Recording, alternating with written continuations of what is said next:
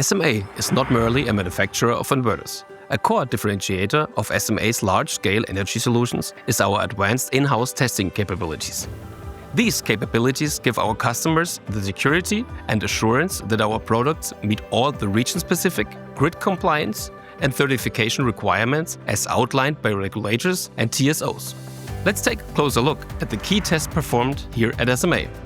In the SMA test lab, we are able to set up and induce synthetic phase jump events to ensure that our products can respond instantaneously to sudden voltage changes, by supplying additional active phase jump power to support the grid in case of major frequency events.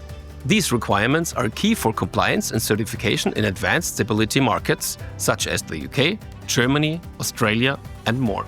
In addition, it is also performed to assess how well our products can maintain stable operations when the phase angle of the grid's voltage suddenly changes. These tests are performed to validate that our products can ride through large phase jumps. The islanding test proves that an SMA grid-forming plant can independently sustain a stable system when isolated from the wider grid. When every battery plant in the system has islanding capabilities, you are able to cut off the rest of the system and still have a local stable island. When pressing the button you see here, the breaker will disconnect the power system from the grid emulator in the lab to form a stable island.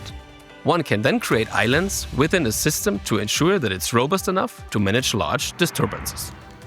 The fault ride-through test replicates short-circuit events and sudden high-voltage events. Here we validate that our products will not disconnect during a short circuit, but ride through it, while also providing an appropriate reactive current response during the event to ensure that the grid is supported in the best way possible.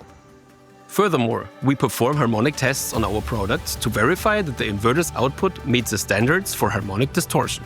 The key is that the voltage and the current have a clean waveform to ensure a clean and stable grid. Another key test in the SMA lab is hardware-in-the-loop testing, where we assess how multiple inverters work together with the power plant manager in a real-time grid emulator.